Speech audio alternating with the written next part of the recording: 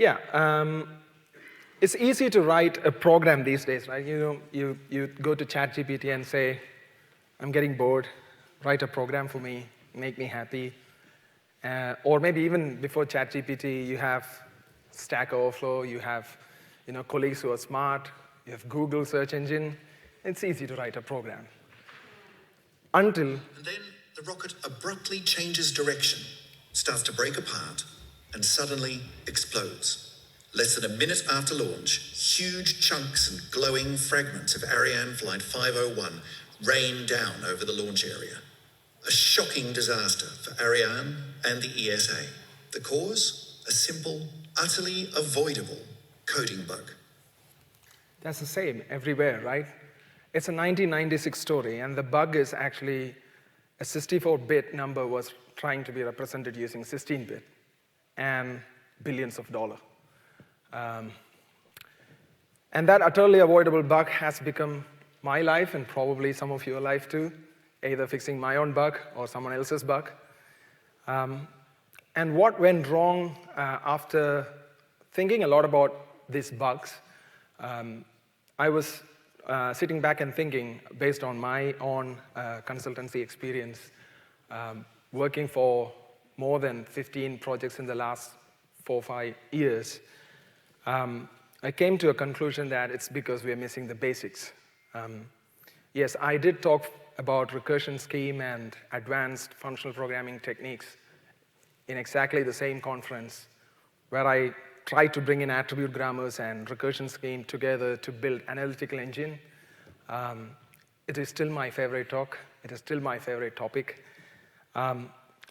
But this time I am more inspired to talk about simple things. There is nothing new in this talk. It's going to be super basic. And the reason for that is we have got the basics wrong. At least I got the basics wrong.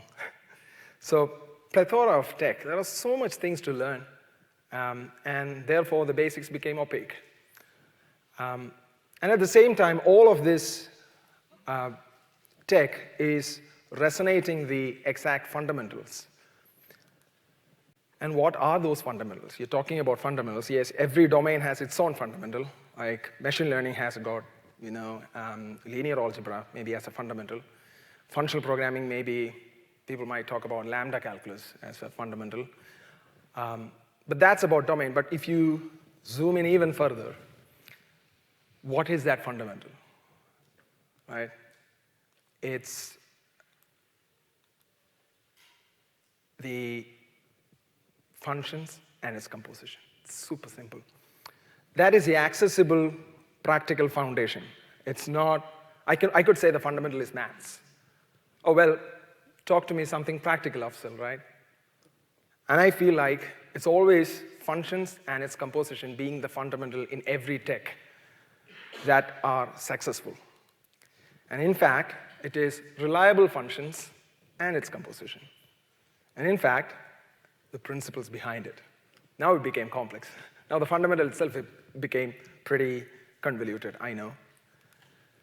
By the way, those principles are not too much. It's pretty simple principles, and some of them I'll touch base. And it's nothing surprising. Always what we need is do this, and then do that, and then do something else. It's just a bunch of functions written somewhere and chain it up reliably. And a grip on these fundamentals makes it easy to shift or choose the tech. And the ones that doesn't fall in that category become obsolete and it get replaced. And again, this talk is going to be a little bit subjective and maybe opinionated. I had a recent experience with Terraform. It's a successful tool from HashiCorp, done a great job in managing resources with cloud. You can spin up resources by simply providing a configuration. Oh, declarative, that sounds good. And you spin up these resources against cloud. We are happy. But then, what is that exact fundamental Terraform is missing? Functions. But at the same time, we are smart developers. We want Terraform to behave like a proper, good programming language, which should be composable, we should be able to abstract it out at any time. But then all that Terraform can provide is modules with some resources in it. And you call these modules like a function, feed some parameters, get some resources in return, concrete, and then fire it against the cloud, and you get the stuff done. But then, now you need to compose modules, which is pretty much impossible. We can hack it around, and therefore, several other tooling came into existence, like TerraGrunt, which is a wrapper over Terraform. Now, as a developer, I need to learn TerraGrunt. And then you move as a consultant to the next company, they're using Pulumi. Why is that iteration going on and going on? Why are people not happy just with Terraform? Again, this is not to say that Terraform is a bad tool. Anything successful comes with hard work, and HashiCorp has done a great job with it. But it is also important as developers to make a judgment and decide what exactly is Terraform, and then understand the capability and use it in that perspective. And oftentimes, we miss that out, and that technology become slightly replaced. Pulumi is an alternative to Terraform now. It's a declarative way of defining resources against the cloud in a composable way with functions. And I'm not saying one is better than the other, but there is a reason for why it came into existence. And functions and composition, it's pretty simple. Do this and then do that. It exists everywhere, but it's just hidden most of the time, and therefore we forget about it. Let's write an interface, right? Very simple interface. Everyone knows about it, and this probably is the best way of doing things. Again, I'm not saying this is the bad way of doing it. List directories is an interface which has a get method in it, takes a path and returns a list of directory. Pretty simple, and you have an implementation. It's going super fast, man. So it's a S3 implementation, which is the implementation of list directory. Override the get method, and you have the constructor injected S3 client. You use that, and you get the implementation done. Pretty straightforward. And then you use that interface. You're writing to the interface, like process data. It's taking a path, and it takes that interface and use that interface to list the directory and then process the data. Again, pretty straightforward. But we know that it was passing functions to functions. Again, this is not to say that we should use functions instead of interface, but it is to expose the fact that a function was hiding in it. And I thought it was pretty obvious, but then I was talking to many developers about it, and do you see it? And I asked them. The answer was yes from some of them, which indicates some of them didn't get it. And I was a little bit surprised, and that inspired me to put that example in this talk. Yes, that was passing functions to functions. That list directories interface can be replaced by a function which goes from path to list of directory. Wow.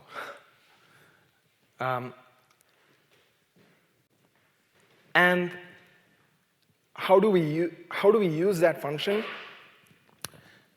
Well, it's not a class extends. There is no interface implementation there. You have that get path, taking an S3 client as a function parameter, and that returns a function that goes from path to list of directory, and then you use that to call process data. I'm learning. And get path could be written in many ways. Now, there comes this question. When I write get path for the very first instance, how do I write it? How is this function being used? I can't anticipate or expect clients to use it in a certain way. So I could actually expect S3 client as a parameter to get path. I could expect path as a parameter and return an S3 client, return a function that goes from S3 client to list of directory. And I could actually write a get path, which is more or less similar to Haskell style, which always takes one argument at a time. I really don't care how is this being used. My function is always going to take one argument at a time. And again, I'm intentionally swapping the parameter order there, like it takes a path first and then S3 client, which means I have to flip those arguments before I pass it to process data. And flip is nothing but a function that goes from A to B to C, and it changes that to B to A to C. Why did I even talk about flip here? Again, this is not saying that this is a better approach than the simple class interface. We will still write that. But this is also to showcase the fact that there was a flip way of doing it too. And what is flip? Flip is a function that takes a function and changes that function to something else, which is also a function. That's interesting, and that is this talk. This can solve a lot of problems. Even if you're not using flip in our day-to-day life, the idea of flip is being used in almost every tech. You will see. Now, before we deep dive into a roller coaster ride of technology and domains, we'll have a small challenge time. Here are 3 different problems, and I'm going to prove all of them are same. And it's just to showcase an idea. It's not to say that we have to think about 3 different problems to be the same. We don't want to overthink about anything and make things abstract. So this is definitely not that talk. This is, again, to showcase what was hidden behind. This is question number 1, which takes an array of array. As you can see, an array of just one element, 1, 3, 4, 6, 7, and it has got all the combinations, 1, 3, 6, 1, 3, 7, 1, 4, 6, 1, 4, 7. Question number 2 has got a list of functions. Functional programmers pretty much is pretty used to this thing, right? You have this list of functions, and then you have an argument 99, and you apply all of these functions to 99 and return a list.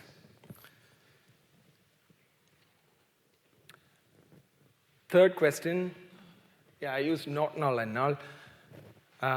Consider them to be a more practical example, like authorized customers versus unauthorized customers. So if you have a list of authorized or unauthorized customer, if you have at least one unauthorized customer, you break the computation and exit.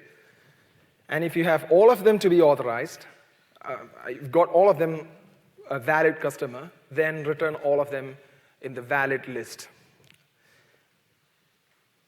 Some of you might have got the idea with this example, though. And here is a custom solution to each of these questions. One is your for I is equal to 0, for j is equal to 0. When I was learning Java a long time back, this thing keep reverberating in my ears. For I is equal to 0, for j is equal to 0, for any data structure algorithm questions. I was not passionate about software engineering at that time. But yeah, you can solve that problem using this nested looping. And I'm using some mutations. It's like a pseudocode. It's a language in my universe. And you have question number 2. The solution is pretty simple. You loop through each of those functions, meaning every element in that list was a function, and you apply each of those functions into the argument, and you get the result. Again, intentionally providing a var list.empty. You can also think about this as .map, take each function and apply 99, which will also work. But for some reason, my language doesn't have map. Third question, as soon as you find an unauthorized customer, which is list of I is equal to null, you return that customer. Otherwise, keep adding the customers into a list and return.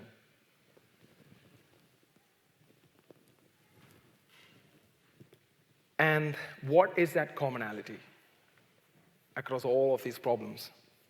Could anyone spot? No answer. Flat map? There is a flat map involved in the internal implementation. But thanks for the suggestion. Good try. That's the hint. A list of function is what we had. You can convert that to a function of a list. And for those who are not familiar with this technique, it's sequence. The single answer and single line implementation to all of those 3 problems was input.sequence. It'll exactly do the same thing, replacing all those 3 implementations. And again, I'm not saying those 3 implementations are wrong way of doing things. It is in fact verbose, but it could be more understandable for people who are not familiar with sequence. So I get that point. So we forget about sequence, like Matthew McConaughey says in The Wolf of Wall Street, sequence doesn't exist. It's not even there in the elemental chart. We completely forget about it, right? So it's just an idea. But there is one thing that we couldn't ignore, and that is the power of sequence and the reliability of sequence. Why is sequence so reliable that if you know the semantics of the data structures involved, you call sequence, it's going to work? There are a couple of reasons for why it is reliable. And probably the first thing that people tend to say is the loss that is playing around the traverse type class that was backing the sequence. If that's not familiar with people, all of the people here might be familiar with traverse, but I know people would be, who would be not familiar with functional programming and sequence would also be listening. So if you're not familiar with FP, ignore it, right? It's not the core part of the talk. Again, the primary source of reliability of that sequence is not the loss of type class traverse, but parametric polymorphism. So it was just not about dry, it was about reliability of that function. And welcome to parametric polymorphism. And I took a long loop to reach here. I could explain parametric polymorphism with some simple functions, but it was pretty intentional to use sequence here. What are the total number of implementations of this function? GetInt. Taking an integer, returning an integer. Billions of possibilities, right? Whatever possibilities that an integer has, that many possibilities of implementation. So definitely, in order to debug getInt, there is no other choice other than reading the implementation.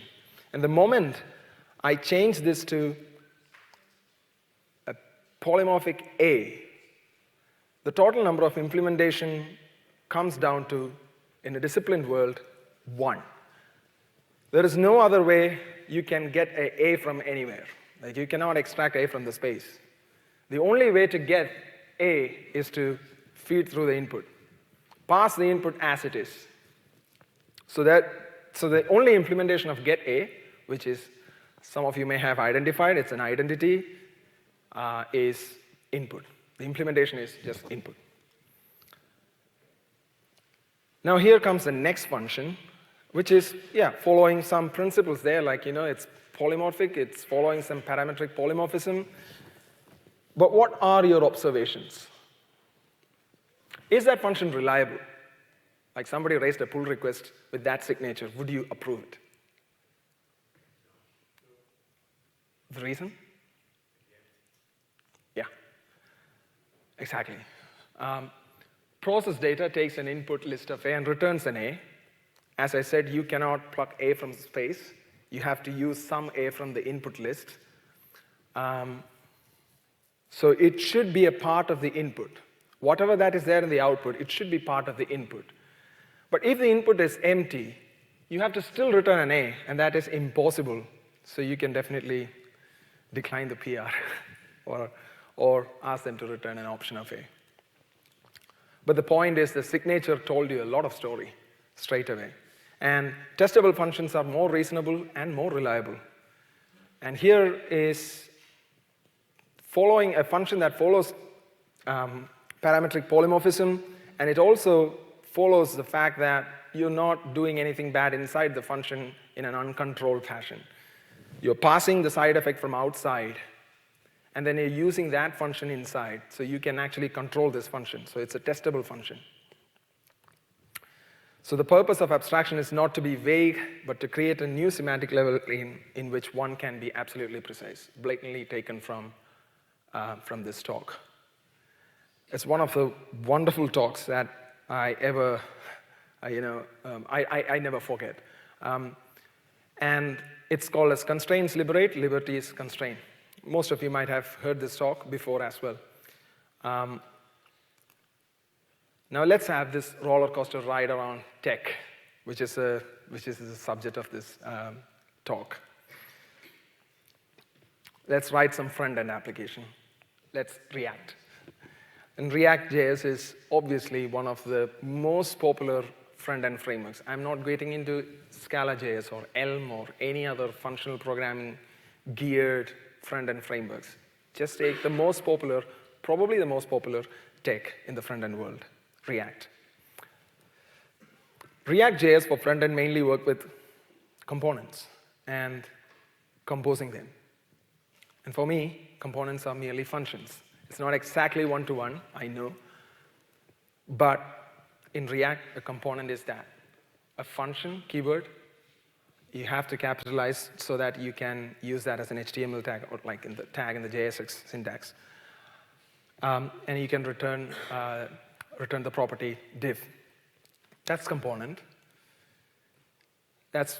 So React is allowing you to write functions to develop UI components. Oh, well done. And it also says declarative UI. Declarative sounds pretty familiar to functional programmers. Hooks, we will see what that means. Immutability, we know. Pure functions, we know. And advancements in ReactJS, like in the recent years, is always getting back to fundamentals. Advancements and getting back to fundamentals. So there was a time when I used to just criticize just because it's JavaScript. But I also appreciate the fact that they're getting into the fundamentals and making it so much reasonable for the users. This is now mostly deprecated. This is handling state in React. Maybe 2-3 years back, this was a way of doing it. I can't really remember. Maybe post-2020, this has changed to hooks. So here you can see a class, my component extends some component, and you're calling some constructor with props. No idea why that. Super props. Maybe the front-end experience guys can understand that thing. Luckily, I didn't want to. You use hooks. You use useState hook, and you're essentially initializing the count and a setCount function. SetCount there is a function, and then I'm using that setCount in the button on click action where I'm passing a function, again, going from unit to setCount, count plus 1. Pretty straightforward 2 lines. It's just passing functions to functions. So hooks are functions that let you hook into the React state and lifecycle features from function components. And this is a complete example. As class, my component takes an argument which is a function. Render is a function. And you call that function inside the my component implementation. Const my component can also be written using function my component and take the render as a typical function argument. It's a choice. Pretty subjective, but essentially my component there is a function that takes a function as an argument. And you can use my component from the main app by calling my component and passing the function render, which is basically given a data which is not yet there. You're just declaring, you're declaring that this is how this should work. It's more or less like callback in JS. But are these functions or components really pure? Yes, you're talking about components, but are they pure? ReactJS says yes. So a deep dive into the ReactJS documentation says a component must be pure. It minds its own business. For the same inputs, it should always give same output. I've heard that, referential transparency. And you can also look at the last point. Writing pure functions takes a bit of practice, but it unblocks the power of React's paradigm. Very geared to React documentation, right? But basically, writing pure functions takes a bit of practice, but it unblocks the power of any paradigm. So what was ReactJS for a functional programmer? Easy. It's a declaration of pure components, functions, and compose them with higher order functions. And it's amongst the most popular tech backed by FP principles. But we missed types. And here comes TypeScript. TypeScript obviously is gaining popularity for for valid reasons. And they adopted functional programming in a much more explicit way compared to React. If you look at React documentation and search for functional programming, nothing exists. But they talk about pure functions, declarative UI, and side effects, and you have to pass functions to the functions. You've got all of that. But there is nothing about functional programming. But when it comes to TypeScript, I could feel that they're really making it much more explicit in recent years.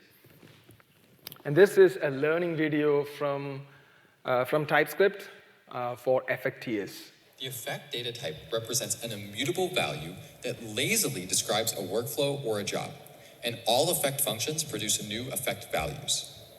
Effect values don't actually do anything. They are just values that model or describe effectful interactions. Hey, I've heard that. hey, I've seen this one. This is a classic. Right, it's CO. I've heard that.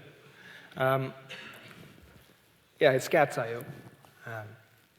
And going into TypeScript is therefore pretty much easy for someone who is used to these tech stack.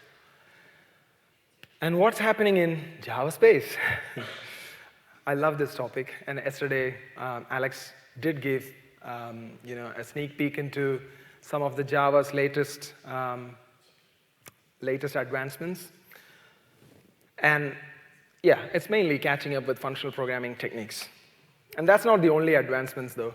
There are other advancements. There is a great talk, and a part of that is going to be playing here. Is making Java better about working with data. These features are all about modeling and processing plain data. So records and sealed types give us algebraic data types. Pattern matching gives us a much more pleasant way to do visitation over algebraic data types. So visitor without the visitors. And a bunch of other language features have been upgraded along the way to make Visitors without visitors. Something which Alex, yesterday's keynote, mentioned that, yeah, we don't need visitor pattern, design pattern anymore. We have got pattern matching. And here is Java community, Brian, in October talk in DevOps, when he was presenting the Java 21 features, explicitly mentioned, we don't need visitor pattern anymore. We have got pattern matching working with immutable data structure. And I was also happy to see some Haskell in the same talk. other languages that people point to and say, that's how I want to do it. So if you're wondering what this looks like in Haskell, well, it's not all that different. It's about 4 lines shorter. 3 of them are empty closing braces, so I think we're doing pretty well. I've seen this. It's brand new. But jokes apart, Java is greatest of all time when it comes to popularity and in the JVM space. There is no denial of that fact.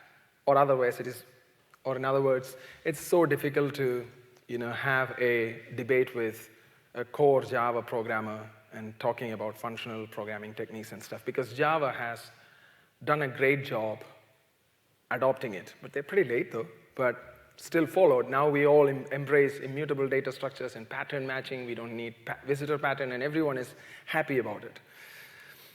And that's a great talk and showing some amazing progress in Java space. And how does that connect to my talk here? We have a decade of experience with Java 21 already. So we forgot performance while focusing reliability. How about both? Welcome to Rust, something that I've been doing recently with Golem. And for me, Rust is becoming super special as I dive deeper into their documentations and learning more about it. I can't still say I'm super experienced with it, but I am loving it. Just like every language, it has got its own problems, but there are some super impressive, opinionated take on several things from Rust. And this talk is not going to explain what are the functional programming techniques in Rust. It's pretty obvious that Rust has got some functional programming techniques in it, and John might be giving a talk about that in today's keynote. One thing that I love about Rust is so close to the system, so close to the reality, super fast, yet reliable by being functional, and most importantly, super opinionated. There is no confusion on how to do certain things. There is only one way of doing certain things, most of the things. And even the standard library functions, an example of being super opinionated, returns result. Now, there was always a debate in Scala space, why is your function returning an either now? It's better if you throw an exception because I don't need to handle your either. At least I have bumped into situations where I had to have debate with developers. Here is Rust giving standard library functions returning either, and you're forced to handle that result. Result is just like Scala either. And obviously, they are using exactly the same name as that of option. And with a direct syntax. So you don't have flat map. Well, you can see some flat map here and there in certain libraries of Rust, but for the most part, people tend to write a direct style syntax, which you give the question mark. It's more or less short-circuiting the whole function. And that whole function still returns an either or result. And the compiler says you messed up with the memory. If you messed up with the memory, it is a compiler who's telling you. It's not the runtime. You can make Rust function differently, though, but that's just detail. Along with embracing global coherence, I always love to have that debate about global coherence. It's nothing but there is only one way a particular type can behave in a context wherever you place it. So if it is that type, the implementation is just only one. And that's more or less associated with type class principles, but everything in Rust is having the same sort of behavior, and we know that everything is not a type class, and it makes sense that they don't mention about type class in the Rust programming book. Something impressive, I would say. And that speaks volume. The very fact that, for example, there is only one way this error can be transformed into a status code. If you see that error, and if there is a line of code that converts that to status code, it's mostly if you're writing exact, the from implicit functionality in Rust, that will be just following the global coherence, which means just one arrow all the time. And let's take a rough turn now. We've done with Rust. We are done with Java. We've done with front-end applications. I think I'm taking time as well. AI deep learning. It's a sin to not talk about AI in 2023, so I'm talking about it. And also, I've got experience with machine learning projects. I've been doing stochastic gradient descent algorithm for Mitsubishi Electricals in Tokyo, where we need to do failure prediction. And during that time, I didn't have much vision around functions and compositions. And it was really hard for me to figure out how to do this stochastic gradient descent algorithm in a composable manner. And the role of functional, and recently I've been researching around these things, and I found that the role of functional composition is not new in AI. It's there already in Google's JAX library. It's machine learning library. It's a great example, one of the most popular libraries in GitHub, probably 25,000 stars or something. And the role of referential transparency in that library is quite significant in the JAX transformations. Consider those JAX transformations as function transformations. And here is an extract from the documentation of JAX. JAX transformations only work on pure functions, which don't have side effects and respect referential transparency. They're pretty explicit about it. It's not for the same input for the same output or something. Like, it's literally referential transparency. And obviously, it is pretty easy compared to writing a system-level function where you could be talking about I/O and stuff. But when it comes to machine learning, you must be, most of the time, just processing data in CPU. Right. And in-place mutating updates of arrays, it's impossible. Which is quite interesting that the in-place mutation of an array in a machine learning library is not allowed. And we always talk about performance and in-place mutations all the time. Anyway, let's get into FunTorch. In the same space of AI, you have FunTorch. Fun is functional there. It's a JAX-like composable function transform on top of PyTorch. So if you're new to deep learning, the first go-to library for many people is PyTorch. And it's a great library. It's got everything that you want from a deep learning. I mean, almost all of the stuff that you might be requiring as a beginner in PyTorch for deep learning. And FunTorch is making it pretty much functional. Now, it's not any fancy wrapper over PyTorch. It's bringing composability to the way things are being done in PyTorch and bringing more power to PyTorch. So while PyTorch is a go-to library for deep learning use cases, FunTorch comes up with functional programming principles overcoming PyTorch's limitations. It's very interesting. It's now integrated back into PyTorch, which implies it's required for PyTorch. And let's see what is in FunTorch in a nutshell. It's a function transform. It is supporting function transform. It's a higher order function that accepts a numerical function and returns a new function that computes a different quantity. If you think about linear regression or a gradient algorithm, it's mostly about your training your function, where your function is your line and it keeps changing. So it takes a function, returns a function. Takes a function, returns a function. So it is quite obvious that these libraries are now following higher order functions all the way, and it's pretty natural. And the advancements in the AI space, just like React, is going back to fundamentals and making it even more powerful. And here is a great function.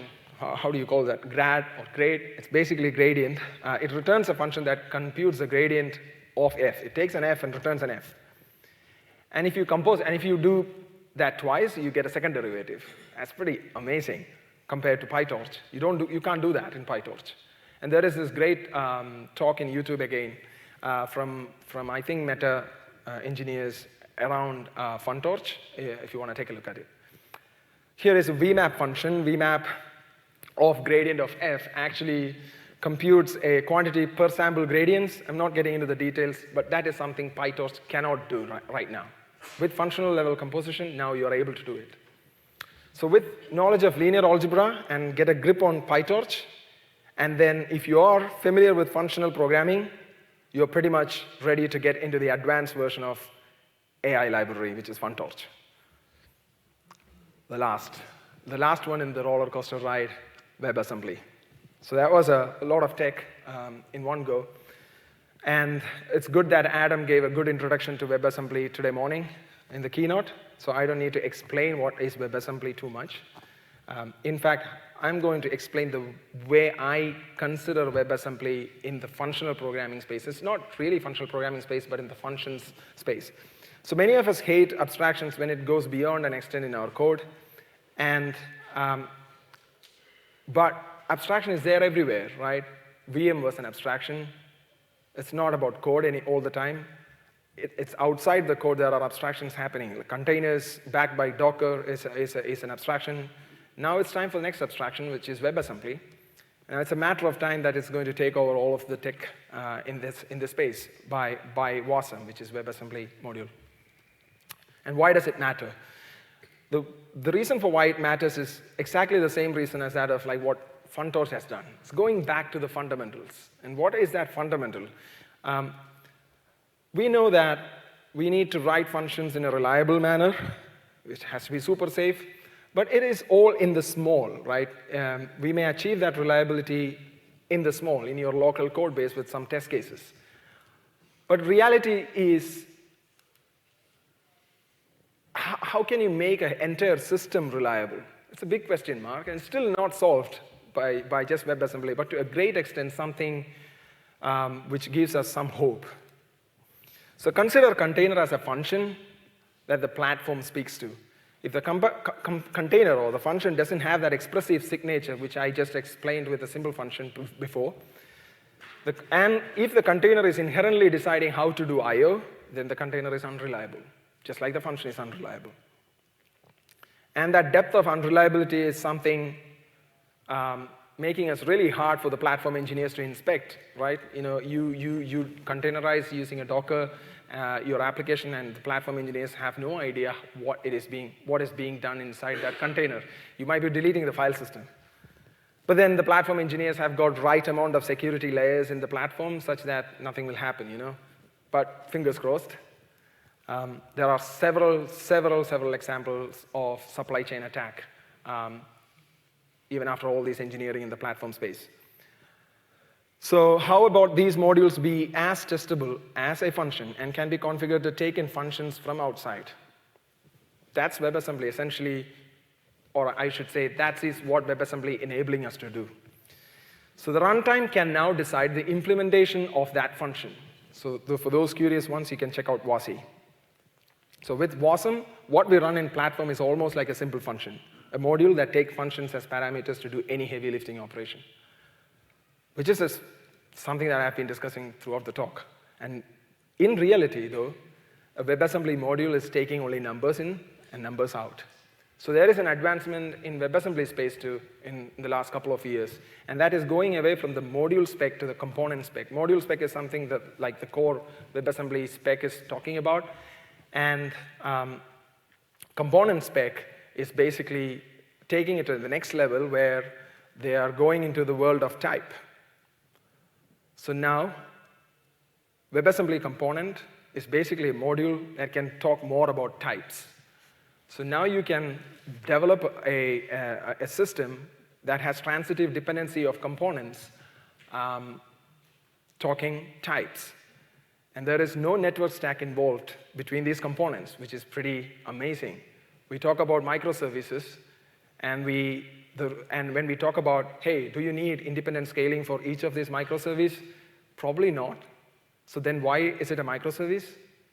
And there is a network stack involved too. Oh, just because it's another team who is maintaining that code or maintaining that service, and therefore you have to have a network stack involved with a gRPC protocol or HTTP protocol. And WebAssembly says, no, keep it different. Like keep those two components in different modules, managed by different teams, probably managed by different language, written in different language, so it's language neutral. No network stack involved, but call the next service just like calling a function. That is what WebAssembly is enabling us to do, and that is quite surprising. And it's not by accident that Lynn, who is giving a podcast on component model, reminds us again of the talk, Constraints Liberate, Liberty is Constraint. Lynn actually talks about, hey, module spec is so flexible, so it was constraintful to use. And the conclusion. There is no specific conclusion to this talk. But there are enough dots for us to connect here. And that's about it. I hope you would really think through some of the basics that I have discussed. I didn't have a bullet points of things that makes any functions reliable, but I really hope some of the dots I put forward really gets into, especially those people who are new to functional programming. Thanks.